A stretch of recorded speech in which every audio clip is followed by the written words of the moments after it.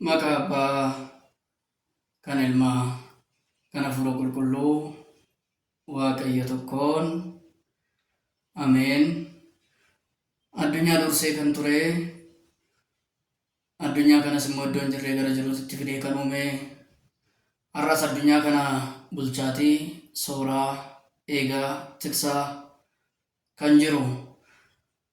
Addunyaas immoo dabarsuudhaan bara baraan kan jiraatu gooftaan keenya Waaqayyoon yeroo kana nuuf kennee umrii keenya irrattis immoo sa'a kana nuuf dabalee qulqulluu wangeela isaa ani akkan dubbadhuuf isinis immoo akka dhageessaniif hundi keenya ittiin hojjechuudhaan mootummaa isaa akka ittiin dhaalluu fi eeyyama isaatiin yeroo kanaan kan nu ga'e gooftaan keenya Waaqayyoon maqaan isaa kan galatame kan ulfaate nuuf haa ta'u. Araarsummaa isheetiin kan nu gargaarte kan nun adda hin baane haati keenya qulqulleettiin qulqullootaa Maariyaam haadha gooftaa egaa eegumsaa fi araarsummaa isheetiin nu eegdee yeroo kana akka geenyuuf jaalalli ishee arjummaan ishee kan nu eegee maqaan haadha keenya dubroo Maariyaam kan galatame kan ulfaate nuuf haa ta'u. Ergamoonni Waaqayyoo wareegamoonni fi toloonni Waaqayyo biraa ergamuudhaan isa fuulduraa kadhachuudhaan kan nu araarsan kan nu tiksan maqaan isaanii kan galatame kan ulfaate nuuf haa ta'u. Jaalatamtoota maatii Waaqayyoo iddoo jirtan hundumatti nageenya Waaqayyoo isiniif haa baay'atu. Akkam turtanii akkam yeroo kana geessan ameen. Gooftaan keenya Waaqayyoon yeroo kanaan kan nu ga'een isa galateeffannaa maqaan isaa kan galatame kan ulfaate nuuf haa ta'u. Egaa akkuma beektan kanaan irratti sagalee Waaqayyoo waliin dubbachaatii waliin barachaatii turreerra. Har'as immoo guyyaa kanatti wangeela gooftaa keenya Yesuus Kiristoos isa qulqullichi Maatewos barreesse boqonnaa 10:5 irraa ka'uudhaani kan waliin barannu kan waliin turru ta'a. Illoontaa asartaa wakiliyattaa hawaariyaa tafanna'oo mugzii Iyyasuus. Egaa abbootonni keenya dubbii sagalee Waaqayyoo keessatti gaafa hiikaa isaanii jalqabanii isa dabee sirreessuudhaan isa hanqate immoo guutuudhaan maaliif kitaabni yeroo tokko tokko icciitii malee dubbiin eeggatu jedhu abbootiin icciitii qabatee deema malee haala dubbii hin eeggatu jedhu waan ta'eef afaan Gi'iziitiin illoonta inni jedhe suni eega illoonta jedhee fannawa isa jedhu fayyadamuu qaba ture. Fannawuu erga jedhe immoo illoontuu osoo jedhee qajeela ture jedhu. Gooftaan keenya Yesuus Kiristoos duuka bu'oota kanneen 12 ni ergee. Kana jechuunis immoo filatee muudee jechuudha.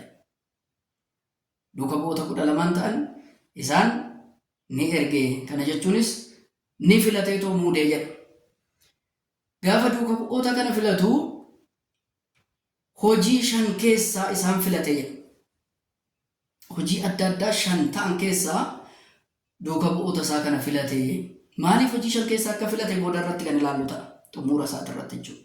Hojiin 5 suni Anaameyaan, Hanaasiyaan, Matsabbahaan, Mastagabbiraan, Masaggiraan jedhan. Hojii 5 jedha. 5 sun inni jalqabaa Anaameyaan jedhan. Anaameyaan jechuun warra hodhaa, warra uffata hodhu, warra uffata dhawu. Hojii uffataa irratti kan bobba'an jechuudha. Nuti warra shammaanee jennee tokko waamnu jechuudha. Hojii uffata hojjechuu yookaan immoo uffata dhawutu irratti kan bobba'an. Hanaasiyaan isaan jedhaman immoo warra gamoo ijaaran jechuudha. Warra hojii ijaarsa irratti hojjetan. Matsabbahaan inni jedhu immoo kan qaraxa guuran jechuudha. Kan akka qulqullicha Maatewos fa'a. Inni biraa immoo Masaggiraan jedhaan warra qurxummii kiyyeessuudhaan qurxummii qabuudhaan jiraatan. Kan akka Phexros, obboleessi isaa Indiriyaas, Yohaannis, obboleessi isaa Yaaqoob kunni hojii akkasii irratti hundaa'anii namoota jiraatan turan. Inni shanaffaan immoo mastagabbiraan jedhaani. Mastagabbiraan jechuun immoo warra hojii qonnaatiin jiraatan of jiraachisaatiif turan. Kanneen keessaa hojiiwwan kanneen shanan keessaa gooftaan keenya Yesuus Kiristoos duuka bu'oota isaa filatee isaan waamee jedha. Maaliif yoo jenne mana waa shaniin akkuma jabeessan yookaan mana waa shaniin akkuma ijaaranii jedha. Durii irratti manni aadaa abbootonni keenya gaafa ijaaran konkiriitiidhaan ijaaruun osoo hin dhufin, bilokkeettiidhaan ijaaruun osoo hin dhufin, mana aadaa gaafa ijaaran waa shan fayyadamuudhaan ijaaru turanii jedha. Dhoqqeen jira, citaan yookaan immoo inni ajjeerramu jira, galabaan dhoqqee san jabeessu jira, dhakaan jira, mukti jira. Kana shananii mana tokko ijaaru, mana tokko jabeessu. Gooftaan keenya Waaqayyoonis hojii shan keessa gaafa duuka bu'oota kana filatu amalummaa foonii afur, amalummaa lubbuu shanaffaa irraa kan argame ilma namaa ittiinan jabeessaa, ittiinan eegaa, ittiinan immoo barsiisa gaafa jedhu duuka bu'oota hojiiwwan shanan kana keessaa isaan filatee.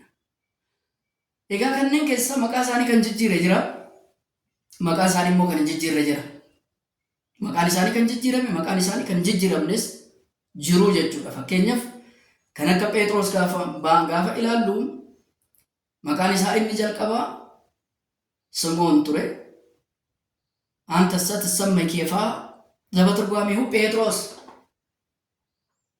ilma Yoonaa Simoon kan jedhamte ati maqaan kee Keefadha. Inni sunis immoo hiikan isaa Phexros jedhee gooftaan keenya Yesuus Kiristoos maqaa isaa akka jijjiire hin hubanne. Saa'ol isa jedhameetoo waamame lakkoofsi isaa duuka bu'oota 12 keessa ta'ullee yoo baate Phaawulos jedhamee akka isaan Nawaa Hiruy jedhamee akka maqaan isaa jijjiirame hin beeknaa jechuudha. Kanas immoo gochuun maaliif yoo jenne oriitii keessatti yookaan kakuu moofaa keessa kan inni dabarses kan inni hin dabarsines jira waan ta'eef jedha.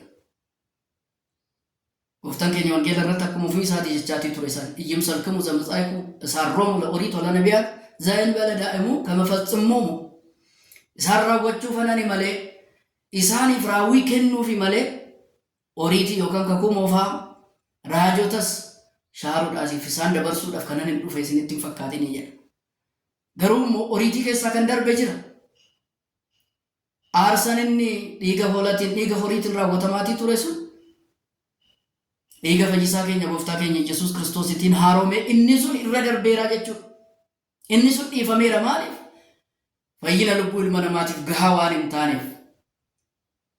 Ilma namaa fayyisuudhaaf gahaa waan hin taaneef isa san dabarseera. Garuu asartuu tazaazaati isaan jennu abboommiiwwan kurnan sana kan hin dabarsine ta'uusaa baay'ee isaanii gara kanaatitti fidee isaan dhugoomse malee, isaan haaromse malee, isaan jabeesse malee kan isaan hin dabarsine ta'uusaa isa keessas oriitii keessaa kan dabarse kan hin dabarsines jiraachuusaa ibsuudhaaf jecha duuka bu'oota isaa maqaa kan jijjiire maqaa isaanis immoo kan hin jijjiirre akkuma jiranitti kan isaan fudhate jiraachuusaa as keessatti hubanna. Egaa maqaa baasuun maalinni yoo jenne mallattoo bitaa fi bitamaatii jedha. Maqaa baasuun maqaa namaa jijjiiruun mallattoo bitaa fi bitamaa gaafa kana jennu namni tokko abbaan manaa tokko maatii isaatiif warra isaan bulchuutiif maqaa isaanii jijjiiruu ni danda'a. Maqaa isaanii akka turetti fudhachuu ni danda'a. Fakkeenyaaf tajaajiltoota isaa gaafa fudhatu tajaajiltoota isaatiif maqaa jijjiiruu ni danda'a. Akkuma jirutti fudhachuu ni danda'a. Inni kun bitaa fi bitamaa gajinnaa tagaj kan jedhu san kan ibsuudha maqaa jijjiiruu fi baasuun jedha. Kanaatiif gooftaan keenya Yesuus Kiristoos bitaa lubbuu isaanii, bitaa foon isaanii ta'uusaa gaafa ibsu maqaa isaanii kan jijjiires kan hin jijjiirres hin jira jedha. Egaa gara addunyaatitti gaafa isaan ergu waazzazoo munzeebil finoota ahzaabitu huru. Gaafa isaan ajaju karaa alagaatitti na deemina. Kana jechuun isaa maal jechuudha? Gara alagaatitti na deemina. Gaafa jedhu wangeela warra alagaatiif hin barsiisina jechuu isaatii miti. Namoonni akkasitti hubatan jiru. Gaafa dubbisa kana ilaalanii gara warra alagaatitti hin adeemina oosta hagara saamir itbaa'u wahuru bahattu haaba abaagizat haabla imbeeta Israa'el gosa Israa'el keessaa hoolota badaniif dhaqaati isaan barsiisaa malee warra barnoota dhabanii warra barsiisaa dhabanii warra fakkeenyummaa dhabanii waaqayyoodhaan adda banan bahan isaan barsiisaa malee gara biyya alagaatitti hin adeemina gaafa jedhamu namni baay'een Kiristoos Israa'eliif malee saba biraatiif hin dhufne addunyaa biraatiif hin dhufne dhanii kan akkasitti hubatan jiru. Inni kun dogoggora guddaadha. Dhumarratti gooftaa keenya Yesuus Kiristoos gaafa ilaallu wangeela isaa xumura irratti gara addunyaa guutuutti deemadha jedhaan. Huruu wa mahaaruu kulloo ahzaaba alagaa hunduma isaanii uumama hundumaayyuu yookaan uumama namaa kan ta'e hundumaafu warra fayyinni isaanii malu hundumaafu adeemati wangeela barsiisaa jedhee gooftaan keenya Yesuus Kiristoos xumura irratti dubbata. Asitti garuu gara alagaatti hin adeeminaa jechuun hojiin alagaa hin hojjetinaa jechuudha. Hojii warra alagaa hin hojjetinaadha. Cubbuu warra alagaa keessaa hin hirmaatinaadha jechuudha. Kana isaan jechuu isaati. Karaa biraatiin immoo gara sanaatitti hin adeeminaa jechuun isaa maaliif yoo jenne raajiin kan dubbatameef Israa'elootaaf. Subaa'een kan lakkaawwameef jara kanaaf warra Yihuudootaatiif sanyii Abrahaam ta'anii abdii Abrahaam eeggachaa warra turaniif kanaatiif wangeelli dursee isaaniif ga'u malee gara alagaatitti deemuu hin qabu waan ta'eef Yihuudoonni hin beekama malummaan isaanii osoo Kiristoos dursee warra alagaatiif barsiiseera ta'eera osoo isaan dhiisee adeemeera ta'e warra raajiin dubbatame nu'iif warra subaa'een lakkaawwame nu'iif wangeelicha osoo hin barsiisin abdii isa gahe kanas osoo hin barsiisin abdii keenya namoota biraatiif fudhateera jedhanii du'a isaatitti seenuu ture. Du'a isaatiif maal argatu sababa argatu ture akka isaan sababa hin arganneef sababa isaan dhoowwachuudhaaf jecha Kiristoos Israa'eloonni dursanii akkam wangeela baratan taasise. Kana qofaa miti.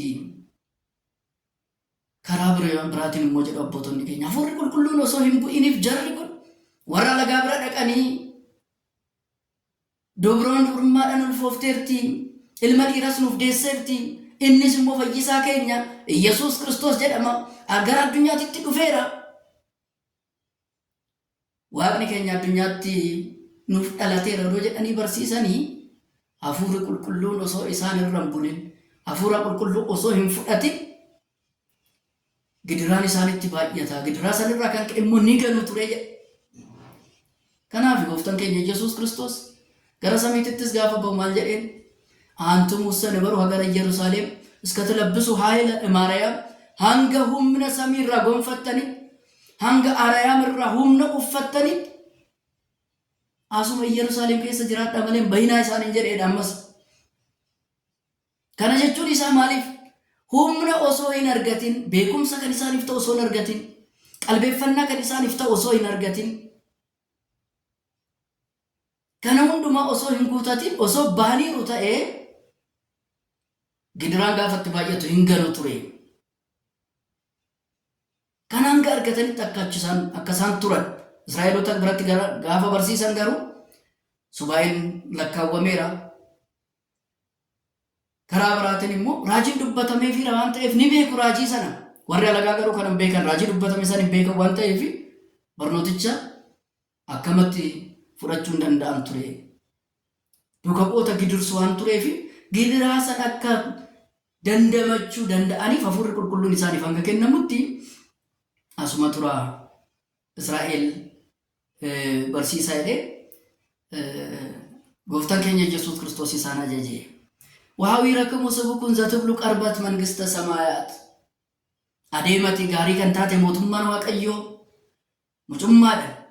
ሙጩማን ሞ አመንቲዳን የሮን itti kennamu gaheera jedhaati maal jedha barsiisaa isaan jedhe.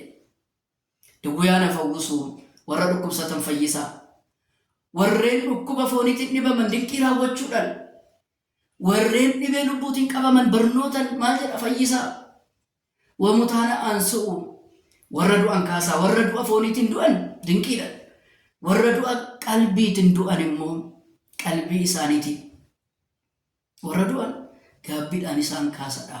Illa lamxaan tsuhu warra lamxaan qulqulleessa kanneen lamxii fooniitiin dhukkubsatan dinqiidhaan warra lubbuudhaan lamxaa'an immoo gaabbiidhaan isaan qulqulleessa. Agaaninta awutsuu hafuura hamoo kan ta'an namoota irraa maal jedha baasa isaan baasaa jedhanii batsaggaa zanasaa eekamu batsaggaa haabu kan tola barattan tola barsiisa bakantuu zanasaa eekamu bakantuu haabu isa immoo gatii osoo hin kennin barattan gatii osoo hin gaafatin gatii osoo hin kaffalchiisin barsiisaa. Karaa biraatiin dinqiidhaan kan barattan dinqiidhaan barsiisaa. Isa immoo osoo hin dadhabin barattan osoo hin dadhabsin barsiisadha. Egaa gooftaan keenya Yesuus Kiristoos duuka bu'oota isaa gaafa ergu haala kanaatiin isaan barsiise. Isaan ergee jechuudha. Saboota Waaqayyoo aniif isin har'a warri kiristaanummaa fudhanne hundumti keenya iyyuu duuka bu'oota Kiristoos jechuudha. Itti gaafatamummaa qabna isan baranne barsiisuudhaaf, isan hubanne hubachiisuudhaaf, isa kennaadhaan Waaqayyoon nuuf kenne kennaadhaan immoo dabarsine isa biraatiif laachuudhaaf. Aniif isin hundumti keenya iyyuu ragaa Kiristoosii jechuudha. Aantu Musa samaa'itu lazimtuu nagar isin hundumti keessan waa kanaaf ragaadha jedha. Wangeela Waaqayyootiif isin ragaadha. Dubbii Waaqayyootiif isin ragaadha. Ragaa ta'uun keenya immoo afaan ragaa bahuudhaan hojiidhaan immoo hojii Kiristoos jiraachuudhaan isa inni nuuf raawwate jiraachuudhaan ragaa bahuun nurraa eegama. Duuka bu'oota isaatiif gooftaan keenya Kiristoos haala kanaatiin ragaa akka isaan baaniif akka isaan addunyaa guututti wangeela isaa labsanii fi dabarsee kan isaaniif laatee aboo kana isaaniif kenne nun jedhe. Egaa isa baranne Waaqayyoon laphee keenya irraa nuuf haa oolchuu. Isa baranneetiin immoo firiiwwan gaggaarii ta'an 60 dhibba buusni dhaaltota mootummaa Waaqayyoo jiraattota mootummaa isaa akka taanuuf eeyyamniif jaalalli Waaqayyoo gooftaa keenya hunda keenyaaf haa ta'u. Araarsummaan haadha keenya qulqulleettii Dubroo Maariyaam hunda keenyaaf haa baay'atu.